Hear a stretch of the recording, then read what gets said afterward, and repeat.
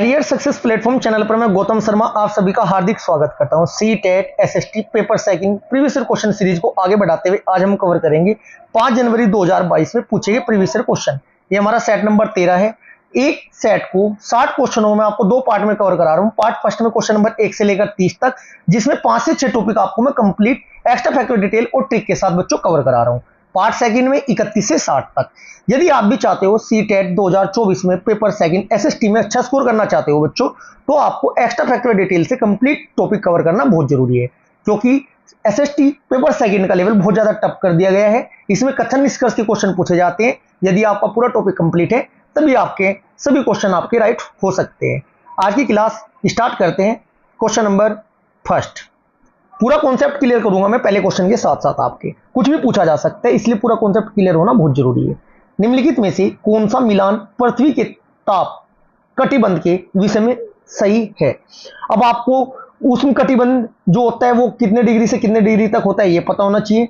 शीतोष्ण पता होना चाहिए। शीत कटिबंध ये पता होना चाहिए। कर्क रेखा, मकर रेखा और विषुवत रेखा और अंतरराष्ट्रीय मानक समय रेखा, ये चारों रेखाओं के बारे में बहुत अच्छी तरीके से पता होना जरूरी है। चलो कवर करते हैं। आंसर हम बाद में लगाएंगे, पहले टॉपिक कवर करेंगे। सबसे पहले मैं आपको बता देना चाहता हूं, यदि आपको पता है बहुत अच्छी बात है, 0 डिग्री अक्षांश पृथ्वी को जो 2 बराबर भागों में बांटता है, उत्तर इसे बोलते हैं नॉर्थ पोल, इसे बोलते हैं साउथ पोल। 0 डिग्री पर कौन सी रेखा होती है? भूमध्य रेखा। 23.5 डिग्री उत्तर की साइड कौन सी रेखा होती है? 23.5 डिग्री पर होती है अक्षांश रेखा, जिसका नाम क्या दिया है? 23.5 डिग्री अक्षांश रेखा का नाम क्या है? कर्क रेखा। 23.5 डिग्री अक्षांश रेखा ये होती है पूर्व पश्चिम उत्तर दक्षिण की साइड होती है बच्चों, इसका नाम दिया गया है मकर रेखा। इतना आपको पता होना जरूरी है। मकर रेखा 23.5 डिग्री दक्षिण की साइड, उत्तर की साइड 23.5 डिग्री अक्षांश रेखा, और बीचों बीच वाली जो रेखा जो पृथ्वी को 2 बराबर भागों में नॉर्थ पोल साउथ में बांटती है, उसे कहते हैं भूमध्य रेखा। चलो अब थोड़ा ध्यान से देखिएगा। भूमध्य रेखा में आपको बता चुका हूं कौन सी रेखा होती है जो 2 बराबर भागों में बांटती है, 0 डिग्री अक्षांश, इसे विषुवत रेखा भी कहते हैं। दूसरा नाम क्या है इसका? विषुवत रेखा। कर्क रेखा कौन सी होती है? 23.5 डिग्री उत्तर की साइड, जो आपके सामने दिखाई दे रही है। 23.5 डिग्री दक्षिण की साइड मकर रेखा होती है। अब यहां से एक क्वेश्चन बनता है बच्चों, जो कर्क रेखा और उत्तरी ध्रुव के बीच का जो क्षेत्र होता है, उत्तरी शीतोष्ण कटिबंधीय, ठीक है जी, उत्तरी ध्रुव वर्त इसको बोलते हैं। अकॉर्डिंग टू ऑप्शन में आपको ऑप्शन काटना भी सिखाऊंगा। आर्कटिक वर्त कहां होता है? 66.5 डिग्री उत्तर की साइड आर्कटिक वर्त होता है। ऐसे ही आपका दक्षिण शीतोष्ण कटिबंधीय आपका कहां होता है? मकर रेखा और दक्षिण ध्रुव के मध्य का जो क्षेत्र होता है उसे भी बोलते हैं दक्षिण ध्रुव वर्त। कितना होता है बच्चों? 66.5 डिग्री आर्कटिक वर्त आपका ये होता है। अब अकॉर्डिंग टू ऑप्शन चलते हैं, देखिएगा। उष्ण कटिबंध क्षेत्र, उष्ण कटिबंध क्षेत्र कौन सा होता है बच्चों? कर्क रेखा और आर्कटिक वर्त के मध्य का क्षेत्र। कर्क रेखा और आर्कटिक वर्त के मध्य का क्षेत्र। देखते हैं कर्क रेखा का है। कर्क रेखा ये रही आपकी, आर्कटिक ये रहा, इसके जो मध्य का क्षेत्र होगा इसे क्या बोल रहा है बच्चों? इसको क्या बोलते हैं? उष्ण कटिबंधीय क्षेत्र बोलते हैं। ये रहा उष्ण कटिबंधीय क्षेत्र। शीतोष्ण तो जो कर्क रेखा के नजदीक है, जैसे जैसे आप ऊपर जाओगे ठंडा होता जाएगा, जैसे आप मध्य में रहोगे तो आपका गर्म होता जाएगा। क्लियर है? इतनी बात समझ में आई? थोड़ा इसमें टाइपिंग इसमें मिस्टेक भी है थोड़ा सा डायग्राम में बच्चों, लेकिन मैं आपको अच्छी तरीके से समझा रहा हूं। इसके बाद क्या बोलते हैं बच्चों? शीतोष्ण कटिबंधीय क्षेत्र कौन सा होता है? दूसरे ऑप्शन के अकॉर्डिंग कर्क रेखा और मकर रेखा के मध्य का क्षेत्र। कर्क रेखा कहां है आपकी? ये रही, और मकर रेखा ये रही आपकी। कुल मिलाकर जो ग्रीन वाला है ना बच्चों, ग्रीन वाला क्षेत्र क्या होता है? ग्रीन वाला क्षेत्र कौन सा होता है बच्चों? उष्ण कटिबंधीय क्षेत्र होता है। क्लियर है जी? नेक्स्ट क्वेश्चन, इसके बाद क्या हुआ आपका? शीतोष्ण कटिबंधीय क्षेत्र बच्चों ये कौन सा होता है? ये आपका होता है शीत कटिबंध, कर्क रेखा और उत्तरी ध्रुव के मध्य की स्थिति। कुल मिलाकर आपका राइट आंसर होगा ऑप्शन नंबर 3। ऑप्शन नंबर 3 कौन सा होगा? Option number 3। पहले का पहला ही होगा, दूसरे का थर्ड होगा, तीसरे का आपका बच्चों क्या होगा? सेकंड होगा। ये यहाँ पे सेकंड है। क्लियर है जी? अब मैं आपको एक बात और बता देता हूँ डायग्राम के अकॉर्डिंग, यदि आपको अच्छे से समझ में नहीं आया डायग्राम के अकॉर्डिंग, मैं आपको बता देना चाहता हूँ। जैसे ही आप नॉर्थ पोल की साइड जाओगे, जैसे साउथ पोल की साइड जाओगे, कहां से? भूमध्य रेखा की बात कर रहा हूं। कर्क रेखा और मकर रेखा के मध्य का जो क्षेत्र होगा ये वाला आपका, ये सारा उष्ण कटिबंधीय क्षेत्र होगा। उष्ण मतलब गर्म। जैसे जैसे आप भूमध्य रेखा से ध्रुवों की साइड जाओगे, आपका जो क्षेत्र होता जाएगा वो ठंडा होता जाएगा। यही बात आपके घास के मैदान वाले टॉपिक पर लागू होती है, यही बात आपकी जलवायु पर लागू होती है, जलवायु टॉपिक पे, यही बात आपकी मरुस्थल वाले टॉपिक पर लागू होती है, यही बात आपकी जलधारा वाले टॉपिक पर लागू होती है। क्लियर है? नेक्स्ट क्वेश्चन, क्वेश्चन नंबर, अब थोड़ा सा अभी देखते हैं। कर्क रेखा, मकर रेखा, भूमध्य रेखा के दो तीन क्वेश्चन आए हुए हैं, प्रत्येक शिफ्ट में अच्छे से कवर करना जरूरी है। बात करें कर्क रेखा, कर्क रेखा कौन कौन से महाद्वीप से होकर गुजरती है? Number 1 north America, number 2 Africa, number 3 Eurasia या एशिया बोल सकते हो। क्लियर है? कितने महाद्वीप से? 3। जो आपकी भूमध्य रेखा कितने महाद्वीप से होकर गुजरती है? South America, Africa, Asia, 3। मकर रेखा कितने महाद्वीप से होकर गुजरती है? साउथ अमेरिका, अफ्रीका, ऑस्ट्रेलिया, 3 महाद्वीप से। एकमात्र महाद्वीप अफ्रीका महाद्वीप ऐसा है जिससे तीनों रेखाएं होकर गुजरती है। कुल कितने महाद्वीप है बच्चों? कुल 7 महाद्वीप है। सबसे बड़ा महाद्वीप बात करें एशिया, सबसे छोटा महाद्वीप ऑस्ट्रेलिया, सबसे छोटा ये आपका, सबसे बड़ा एशिया महाद्वीप है। क्लियर है? चलो नेक्स्ट क्वेश्चन देखते हैं, क्वेश्चन नंबर 2। कन्नौज पर नियंत्रण के लिए निम्नलिखित राजनीति शक्तियों में कौन से त्रिपक्षीय संघर्ष के 3 पक्ष थे? ये त्रिपक्षीय संघर्ष था बच्चों, 3 क्षेत्र थे, ठीक है जी, 3 राजवंश थे जिनके बीच में हमेशा संघर्ष चलता रहता था। क्वेश्चन नंबर 2 का आपका राइट आंसर होगा ऑप्शन नंबर 1 गुज्जर, प्रतिहार, राजपूत और पाल। गुज्जर, प्रतिहार, राजपूत और पाल। देखिएगा, गुज्जर प्रतिहार आपका इस क्षेत्र में था, पाल आपके इस क्षेत्र में थे और राजपूत आपके इस क्षेत्र में थे। अकॉर्डिंग टू डायग्राम भी आप अपने माइंड में सेट कर सकते हो। इनमें लोकेशन भी पूछा जा सकता है, यदि एग्जामिनर क्वेश्चन को बहुत ज़्यादा टफ करना चाहता है तो लोकेशन भी आपके सामने डायग्राम में दिखाई गई है। क्वेश्चन नंबर 3, दी गई विशेषताओं के आधार पर देशांतर यामोत्तर पहचाने। देशांतर यामोत्तर कर्क रेखा में बता चुका हूँ, मकर रेखा बता चुका हूँ, भूमध्य रेखा बता चुका हूँ, ये तो अक्षांश रेखाएं होती है। एक देशांतर रेखा होती है, कौन सी रेखा होती है? देशांतर, जिसे 0 डिग्री देशांतर या अंतरराष्ट्रीय मानक समय रेखा भी बोलते हैं। अब इसको मैं आपको अच्छे से कवर करा देता हूँ, इस टॉपिक को भी अकॉर्डिंग टू डायग्राम। देखिएगा, ये आपकी जो रेखा है 0 डिग्री देशांतर रेखा या मानक समय रेखा या अंतरराष्ट्रीय मानक समय रेखा इसको बोलते हैं। होता क्या है बच्चों, प्राइम मेरिडियन अक्षांश की सबसे महत्वपूर्ण रेखा है। यह 0 डिग्री अक्षांश पर स्थित होती है। प्राइम मेरिडियन में पृथ्वी को 2 बराबर भागों में बांटती है। कौन कौन से बराबर भागों में बांटती है? एक पूर्व, एक आपका पश्चिम। सबसे पहले अंतर तो यही है, पूर्व पश्चिम। जबकि जो भूमध्य रेखा थी आपकी वो 2 बराबर भागों में पृथ्वी को कौन कौन से भागों में बांट रही थी? उत्तर और दक्षिण। क्लियर है जी? यह दक्षिण पूर्व में ना लंदन के ग्रीनविच से होकर गुजरती है और इसलिए इसे कभी कभी ग्रीनविच मेरिडियन भी कहा जाता है। अब अकॉर्डिंग टू ऑप्शन में आपको डायग्राम में कवर कराऊंगा क्वेश्चन के अकॉर्डिंग कह क्या रहा है। क्लियर है जी? देखिएगा, क्वेश्चन और ऑप्शन। क्वेश्चन और ऑप्शन क्या है बच्चों? दी गई विशेषताओं के आधार पर देशांतर यामोत्तर पहचाने। इस रेखा का मान 0 डिग्री है, इस रेखा का मान 0 डिग्री है। यह उत्तर, मतलब कहने का यह है एक रेखा का मान 0 डिग्री है। चलो पहली कंडीशन। दूसरी, यह उत्तर ध्रुव और दक्षिण ध्रुव की ओर जाती है। देखना, उत्तर ध्रुव ये नॉर्थ पोल, ये साउथ पोल। चलो जी, इसके बाद यह ग्रीनविच के मध्य से जाती है, ग्रीनविच के मध्य यहाँ से बीचों बीच जाती है। बिल्कुल, अब मैं आपके अकॉर्डिंग देखता हूँ डायग्राम में। देखना, ये 0 डिग्री पर है, पहली ऑप्शन जो मेरा बिल्कुल ठीक है। यह नॉर्थ और साउथ पोल की ओर जाती है, north pole, south pole. Clear है जी? फिर तीसरी कंडीशन क्या बोली थी उसने? यह ग्रीनविच से होकर जाती है, ग्रीनविच से होकर जाती है। बिल्कुल ये जा रही है ग्रीनविच से होकर यहाँ पर। क्लियर है? चौथा ऑप्शन है कुछ। इसका मतलब आपका क्या हो बच्चों, वो प्रमुख यामोत्तर रेखा की बात हो रही है। कर्क रेखा की बात होती तो कर्क रेखा वो नॉर्थ पोल साउथ पोल को ना जोड़ती, 23.5 डिग्री उत्तर की साइड की बात होती। भूमध्य रेखा की जो यदि बात होती तो पूर्व पश्चिम की बात होती, न कि उत्तर ध्रुव और दक्षिण ध्रुव की बात होती। ये भी आपका गलत, ये भी आपका गलत, ये तो गलत है। राइट आंसर ऑप्शन नंबर 4 आपका राइट आंसर हो जाएगी। इस प्रकार आप पूरा टॉपिक कंप्लीट करके अपने माइंड में सेट करिएगा। बात करें अंतरराष्ट्रीय तिथि रेखा, ये कितनी बार मुड़ती है? 4 बार मुड़ती है। देखना, 1 2 3, ये देखो कितनी बार मुड़ी, 1 बार, फिर 2 बार, फिर 3 बार, फिर 4 बार, टोटल 4 बार मुड़ती है। 5वीं बार लास्ट में होता है। देखिएगा, इसमें कॉन्सेप्ट होता है, यदि आप इस साइड चलोगे तो रविवार होगा, इस साइड चलोगे सोमवार होगा। क्लियर है? इसका मतलब क्या हो, पूर्व की साइड जाओगे आप घूमकर तो 1 दिन कम हो जाएगा, पश्चिम की साइड जाओगे 1 दिन बढ़ जाएगा। ऐसा क्यों होता है बच्चों? ये तो आपको फ्लैट दिख रही है, जबकि जो हमारा ग्लोब होता है वो पूरा ऐसा होता है, गोल होता है वो। जैसे आप घूम कर जाओगे तो बैक साइड आएगा और जैसे इधर से आओगे ये फ्रंट साइड आएगा। क्लियर है? जो आपकी आर्कटिक सागर और साइबेरिया और अलास्का को ये अलग करती है, बेरिंग सागर और आर्कटिक सागर के मध्य से होकर जाती है। क्लियर है जी। हवाई द्वीप के बाईं ओर से जाती है। फिजी द्वीप समूह के दाईं ओर से जाती है। समोआ के बाईं ओर से जाती है। क्लियर है जी।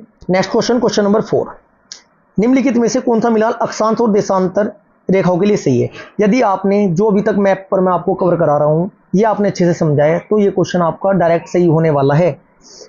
साढ़े भारतीय मानक यामोत्तर, आपको पता है भारतीय मानक यामोत्तर जो भारतीय मानक समय रेखा 82.5 डिग्री पर होकर जाती है। 82.5 देखो कहां पर है, फर्स्ट का आपका 4 हो जाएगा। फर्स्ट का आपका 4 मतलब ए का 4, बी का देखना है, सी का देखना है, डी का देखना है। अब यदि आपको 2 ऑप्शन भी पता है तो आपका राइट आंसर हो जाएगा। यदि ये मेरा प्रयास रहेगा कि आपको दोनों 4 के 4 ऑप्शन पता होने चाहिए। कर्क रेखा कौन सी होती है? 3.5 डिग्री उत्तर की साइड। यहां ध्यान रखना उत्तर दे रखा है, दक्षिण देगा तो गलत हो जाएगा। डी का 3rd लिखेंगे, डी का 3rd। अब ये देखो ए का 4th और डी का 3rd कौन से में? ए का 4th और डी का 3rd आपका ऑप्शन नंबर 3rd में है। यही आपका राइट आंसर हो जाएगा। लेकिन यहां तक नहीं रुकना है, मुझे 4 के 4 ऑप्शन कवर कराने हैं आपको। अब आप देखिएगा ग्रीनविच मेरिडियन या ग्रीनविच यामोत्तर मानक समय रेखा कितने डिग्री पर होती है बच्चों? ये आपकी 0 डिग्री होती है, 0 डिग्री। बी का फर्स्ट। दक्षिण ध्रुववर्त कितना होता है बच्चों? दक्षिण ध्रुववर्त होता है आपका 66.5 दक्षिण। यदि उत्तरी ध्रुववर्त बोलता तो 66.5 डिग्री यहां उत्तरी लिखा होता। बस यही तो छोटे छोटे कॉन्सेप्ट है, 2 से 3 नंबर पक्के होंगे आपके। राइट आंसर बता चुका हूं मैं, ये मैं क्वेश्चन आपको कवर कराई चुका हूं। देखना कर्क रेखा आपकी, कर्क रेखा 23.5 डिग्री उत्तर की ओर, मकर रेखा 23.5 डिग्री दक्षिण की ओर, भूमध्य रेखा बीचों बीच। जो रेखा पूर्व और पश्चिम 2 बराबर भागों में बांटती है उसे भूमध्य रेखा या विषुवत रेखा बोलते हैं। मानक समय रेखा ग्रीनविच रेखा कौन सी होती है? जो नॉर्थ और साउथ में डिवाइड करती है, इसे 0 डिग्री मानक समय रेखा या मेरिडियन रेखा भी बोला जाता है। नेक्स्ट क्वेश्चन, क्वेश्चन नंबर 5, निम्नलिखित आर्थिक गतिविधियों का कार्य वर्गों के साथ सुमेल कीजिए। भाई ये टॉपिक इंपॉर्टेंट है, ये अर्थव्यवस्था का टॉपिक है आपका, यहाँ से क्वेश्चन पूछा जाता है। मैं आपको थोड़ा कवर करा देता हूँ। जो हमारी अर्थव्यवस्था है इकोनॉमिक्स में 3 क्षेत्र होते हैं। एक तो होता है प्राइमरी सेक्टर, सेकेंडरी सेक्टर और तृतीय सेक्टर, जिसे हिंदी में प्राथमिक, द्वितीय और तृतीय क्षेत्र बोलते हैं। अब आपको इतना पता होना चाहिए प्राथमिक क्षेत्र में कौन कौन आते हैं, द्वितीय में और तृतीय में। बात करें प्राथमिक क्षेत्र, प्राथमिक क्षेत्र में फूल की खेती करने वाला, मछुआरा, माली, मधुमक्खी पालन या आपका कृषि वगैरह जो प्राथमिक क्षेत्र में आएगा। द्वितीय क्षेत्र में क्या क्या आता है? टोकरी बुनकर, दिया सलाई, कारखाना में श्रमिक, कुम्हार, ये आपके द्वितीय क्षेत्र में आते हैं।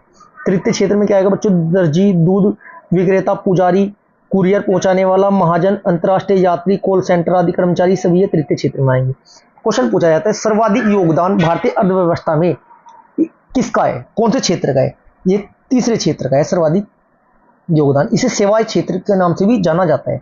अब देखते हैं क्वेश्चन नंबर 5 का राइट आंसर क्या होने वाला है। क्वेश्चन नंबर 5 का राइट आंसर क्या होने वाला है देखिएगा सभी स्टूडेंट, थोड़ा ध्यान से समझना है। अर्थव्यवस्था के 3 आर्थिक गतिविधि होती है, 3 क्षेत्र होते हैं। प्राथमिक गतिविधियों में कृषि एवं पशुपालन आता है। प्राथमिक क्षेत्र में कृषि एवं पशुपालन, जो कच्चा मटेरियल होता है वो प्राथमिक क्षेत्र में आता है, ऐसे साधारण भाषा में समझ सकते हो। ए का सेकंड आपका 3rd में नहीं है, ए का सेकंड आपका 4th में नहीं है, ए का सेकंड आपका 1st में नहीं है। राइट आंसर होगा ऑप्शन नंबर 2। ए का सेकंड हुआ। द्वितीय क्षेत्र में क्या आता है बच्चों? प्राथमिक क्षेत्र बता चुका हूं, द्वितीय क्षेत्र में आती है रोटी पकाना या बुनाई करना, रोटी पकाना, डबल रोटी ब्रेड, ये रहा। तृतीय क्षेत्र में व्यापार आ जाएगा, सेवाएं आ जाएंगी। ऐसे आप इस टॉपिक को अच्छे से कवर कर लीजिएगा।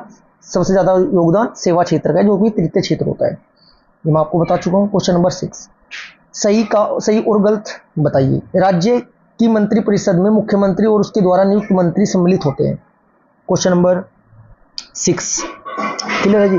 इसके बाद क्या कहता है? विधानसभा विपक्षी दल और सत्ताधारी दल के विधायकों दोनों से बनी होती है। विधानसभा का सदस्य बनने के लिए संसद सदस्य लोगों द्वारा चयनित प्रतिनिधि आपका होता है।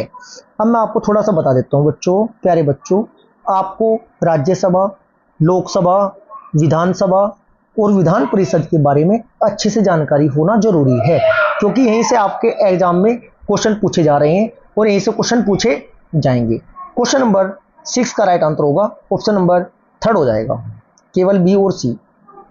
राज्य की मंत्रिपरिषद में मुख्यमंत्री और उसके द्वारा नियुक्त मंत्री सम्मिलित होते हैं, यह आपकी बात गलत है। क्लियर है। विधानसभा विपक्षी दल और सत्ताधारी दल के विधायकों दोनों से बनी होती है। विधानसभा, ये बिल्कुल सही है। विधानसभा का सदस्य बनने के लिए संसद सदस्य लोगों द्वारा चयनित प्रतिनिधि होता है। क्वेश्चन नंबर 6 का आपका राइट आंसर हो जाएगा ऑप्शन नंबर 3। अब मैं थोड़ा सा आपको कवर करा देता हूँ डिटेल। डिटेल क्या है बच्चों, विधानसभा का सदस्य बनने के लिए 5 साल उम्र होनी चाहिए, ऐसी लोकसभा का सदस्य बनने के लिए 5 साल उम्र होनी चाहिए। ये होते हैं निम्न सदन। उच्च सदन कौन कौन से होते हैं बच्चों? उच्च सदन होते हैं राज्यसभा और विधान परिषद का सदस्य बनने के लिए इनका 5 साल का कार्यकाल होता है बच्चों। जो आपकी लोकसभा और विधानसभा है इसका कार्यकाल कितने साल का होता है बच्चों? 5 साल का होता है। उम्र कितनी होनी चाहिए इसमें? 25 साल। राज्यसभा उच्च सदन होता है और विधान परिषद उच्च सदन होता है। राज्यसभा का कार्यकाल 6 वर्ष होता है, प्रत्येक 1/3 सदस्य 2 साल बाद सेवानिवृत्त हो जाती है। इसकी उम्र कितनी होनी चाहिए? 30 साल।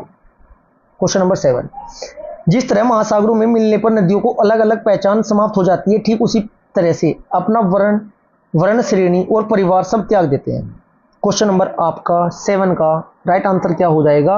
7 का राइट आंसर हो जाएगा बच्चों ऑप्शन नंबर ए, बोध ग्रंथ।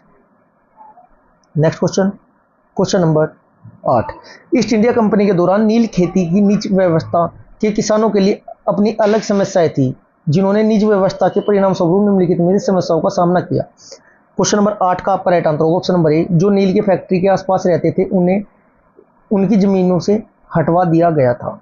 नेक्स्ट क्वेश्चन नंबर 9, निम्नलिखित में से किसने स्त्री पुरुष तुलना नाम से एक किताब प्रकाशित की, जिसमें पुरुषों और महिलाओं के बीच मौजूद सामाजिक फर्कों की आलोचना की गई थी। क्वेश्चन नंबर 9 का आपका राइट आंसर हो जाएगा ऑप्शन नंबर 4, ताराबाई शिंदे। ताराबाई शिंदे ने कब की थी बच्चे प्रकाशित? 1882 में। बुलढाणा की एक महिला कार्यकर्ता थी ये ताराबाई शिंदे। मराठी में ना बुक लिखी थी ये इन्होंने बच्चों। ये 3 पॉइंट बनते हैं यहाँ से। कब? 1882 में। कहाँ की थी आपकी? बुलढाणा की एक महिला कार्यकर्ता थी ताराबाई शिंदे। किस भाषा में लिखी थी? मराठी। क्लियर है जी। नेक्स्ट क्वेश्चन नंबर 10, निम्नलिखित में से किसका संबंध जातिगत भेदभाव के विरुद्ध आंदोलन से था? क्वेश्चन नंबर 10 का आपका राइट आंसर होगा ऑप्शन नंबर 3, सतनामी जो आंदोलन था। ठीक है जी। मध्य भारत में सतनामी आंदोलन था ना बच्चों, किसके द्वारा स्थापित किया गया था? ये घासीदास थे। नाम क्या था इनका?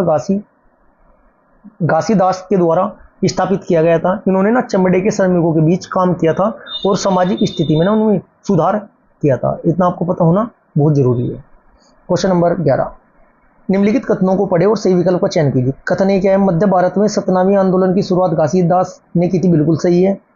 19वीं सदी में दूसरे हिस्से में गैर ब्राह्मण जातियों के भीतर में से लोग जनजाति भेदभाव की आवाज उठाने लगे और उन्होंने सामाजिक समानता और न्याय की मांग करते हुए आंदोलन शुरू किया।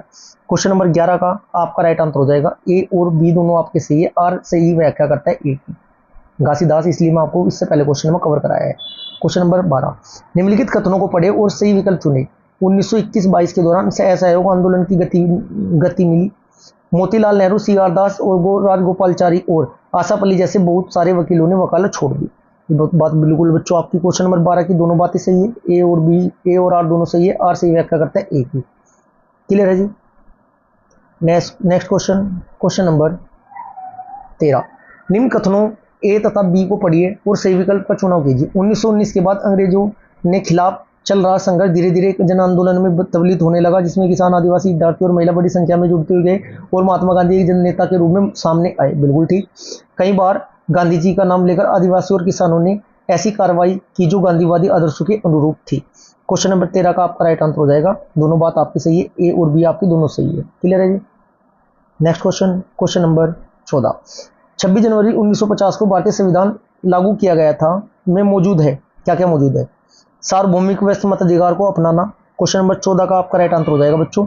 ये बात बिल्कुल सही है संविधान में 21 वर्ष से अधिक आयु के सभी भारतीयों को राज्य और राष्ट्रीय चुनाव में मतदान करने की अनुमति होगी। सही विकल्प का चयन कीजिए। ये जो आपका क्वेश्चन नंबर 14 है ना बच्चों, इसमें आपका दोनों बातें सही है, लेकिन ये है ना, इस बात का ध्यान रखना, यहाँ भावनाओं में बहकर गलत मत कर देना। 21 वर्ष है, यदि 18 भी होता तब भी आपका राइट आंसर होता, इसलिए पहले 21 था, बाद में 18 वर्ष कर दिया गया था। ए और बी आपकी दोनों बातें सही है। क्वेश्चन नंबर 15, दी गई विशेषताओं के आधार पर खगोलीय पिंडों के प्रकार पहचाने। क्वेश्चन नंबर 15 का राइट आंसर क्या होगा बच्चों? में गैसों द्वारा बने हुए हैं, उनकी अपनी उष्मा और प्रकाश नहीं है। ये तो बात तारे की हो रही है, ये तो बात तारे की है। Right answer option number second तारे की बात हो रही है, तारा राइट आंसर हो जाएगा। क्वेश्चन नंबर 16, निम्नलिखित में से कौन सा कथन प्रख्यात महाकाव्य शिलापादिकारम के विषय में सही है? क्वेश्चन नंबर 16 का आपका राइट आंसर बताना है बच्चों, आपको राइट आंसर क्या होने वाला है। चलो क्वेश्चन नंबर मैं आपको थोड़ा एक डिटेल कवर कराता हूँ। क्वेश्चन नंबर 16 की, यह एक प्रसिद्ध तमिल महाकाव्य है। कैसा महाकाव्य है? तमिल भाषा में रचित है। इसका मतलब आपका सेकंड बात तो सही है, तमिल महाकाव्य है ये। कौन सा महाकाव्य है?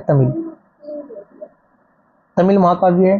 ठीक है जी। 1818 लगभग 1800 पहले इलागु आदिगल ने इसकी क्या की थी? स्थापना की थी। क्वेश्चन नंबर 16 का आपका राइट आंसर ए व बी आपके दोनों सही हो जाएंगे। इसकी रचना 500 वर्ष पहले हुई, ये गलत है, लगभग 1800 वर्षों पहले हुई थी। क्लियर है जी। Next question, question number 17, Ashok के शिलालेख देश के भीतर और बाहर कई जगहों पर मिले, निम्नलिखित में से कौन सा विकल्प सही जगहों को दर्शाता है? ये आपको बताना है कि कहाँ कहाँ मिले थे। क्लियर है जी। क्वेश्चन नंबर 17, क्वेश्चन नंबर 17 का आपका राइट आंसर होने वाला है बच्चों ऑप्शन नंबर सेकंड। कौन सा? ऑप्शन नंबर सेकंड होने वाला है, जोगढ़, मस्की, टोपरा और लंपक।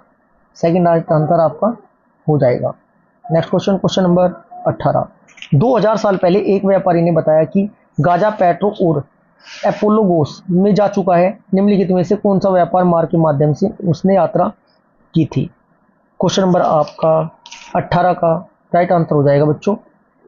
क्वेश्चन नंबर 18 का राइट आंसर हो जाएगा, व्यापार राज्य व्यवस्था में ना बच्चों रीढ़ होता है। व्यापार जो है ना अर्थव्यवस्था की रीढ़ होता है, इतना आपको पता है। व्यापार मार्ग गाजा पेट्रो और एपोलोगोस फारस के शासकों के अधीन था, फारसी शासकों के नियंत्रण में था। राइट आंसर होगा option number second. Question number 19, भूमध्य सागरीय वनस्पति निम्नलिखित में से कौन से क्षेत्र में पाई जाती है? क्वेश्चन नंबर 19 का आपका राइट आंसर होगा ऑप्शन नंबर थर्ड, बी, सी व डी। बी संयुक्त राज्य अमेरिका या कैलिफोर्निया, सी दक्षिण पश्चिमी अफ्रीका, डी दक्षिण पश्चिमी Australia. Next question, question number 20, नीचे लिखे कथन पढ़कर सही विकल्प का चयन कीजिए। पृथ्वी का 3/4 सतह जल से ढकी है, पृथ्वी की सतह पर साफ पानी में से अधिक खारा पानी है। क्वेश्चन नंबर 20 का आपका राइट आंसर ए और बी दोनों सही है, और ये जो है ना चौथाई ढकी है इस कारण से खारा है, ये बात आपकी सही नहीं है। सेकंड आपका राइट आंसर हो जाएगा।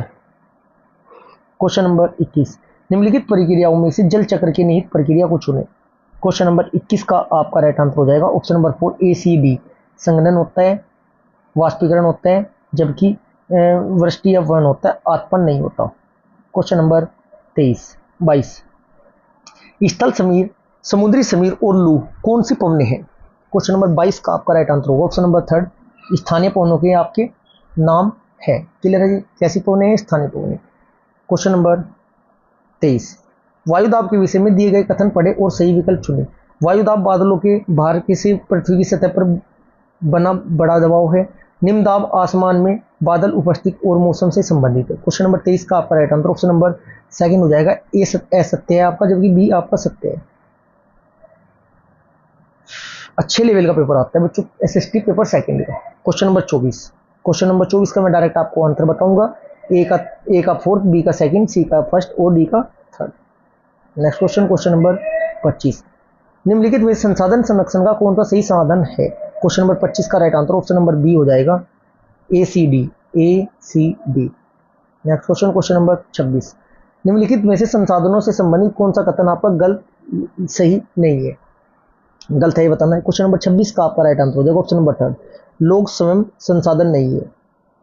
नेक्स्ट क्वेश्चन, क्वेश्चन नंबर 27 का आपका राइट आंसर मैं आपको डायरेक्ट बताने वाला हूँ, ऑप्शन नंबर थर्ड हो जाएगा, ए, आर और बी दोनों सही है। ए से व्याख्या करते हैं आर की, क्योंकि ये थ्योरेटिकल पोर्शन बच्चों यहाँ से क्वेश्चन रिपीट नहीं होता, जो इंपॉर्टेंट टॉपिक होता है मैं आपको कंप्लीट कवर कराऊंगा जैसे कराता आ रहा हूँ। क्वेश्चन नंबर 28, भारत के किस क्षेत्र में केसर सागा पर नाटक खेला जाता है? क्वेश्चन नंबर 28 का आपका राइट आंसर होगा ऑप्शन नंबर थर्ड, लद्दाख के क्षेत्र में। क्वेश्चन नंबर 29, निम्न कथनों को ध्यान से पढ़िए और सही विकल्प का चयन कीजिए। भारतीय स्वतंत्रता संग्राम में विभिन्न सांस्कृतिक, धार्मिक और क्षेत्रीय पृष्ठभूमि वाले लोगों ने हिस्सा लिया और देश को स्वतंत्रता दिलवाई। कथन बी, भारतीय विविधता हमेशा उसकी ताकत रही है। क्वेश्चन 29 का right answer option number third, दोनों ए और बी आपके सही है, और आ तथा आ बी कारण है ए का। Next question, question number third, Rigveda काल के विषय में निम्नलिखित में से कौन से कथन आपके सत्य है? कोई स्थायी सेना नहीं होती थी। ऑप्शन बी, कुछ प्रार्थनाओं की रचना महिलाओं ने की थी। ऑप्शन सी, दास और दस्यु भी यज्ञ करते थे। ऑप्शन डी, राजाओं के पास राजधानी, महल या नगर नहीं थी। 4 में से आपको बताना है आपका कौन सा कथन आपका सत्य होने वाला है। क्वेश्चन नंबर 30 का आपका राइट आंसर होगा, केवल सेकंड आपका ठीक हो जाएगा, ए, बी व डी। दास और दसी जग भी करते थे, आपका गलत है, जबकि ए, बी, डी ठीक है। होता क्या था बच्चों उसमें, ऋग्वेद में ना मवेशियों एवं घोड़ों के लिए प्रार्थना होती थी, ठीक है। युद्धों में घोड़ों का प्रयोग किया जाता था, मवेशी जमीन, लोगों और पानी के लिए ना लड़ाई लड़ी गई थी। अधिकांश पुरुषों में ना युद्धों में भाग लिया था, अधिकांश पुरुषों ने युद्धों में, एवं कोई नियमित सेना नहीं थी। क्लियर है जी, right answer option number B हो जाएगा। ये आज की क्लास हमारी समाप्त होती है। यदि आपको क्लास अच्छी लगी तो वीडियो को ज़्यादा से ज़्यादा लाइक करें और अपने दोस्तों तक ज़्यादा से ज़्यादा शेयर करें। यदि आपको मैप वाले टॉपिक में प्रॉब्लम होती है तो पॉपुलर वीडियो के डिस्क्रिप्शन बॉक्स में जाकर देखना। आपको पॉपुलर वीडियो में यदि आपने एक बार वो क्लास देख ली तो कंप्लीट टॉपिक आपके माइंड में सेट हो जाएगा। Thank you.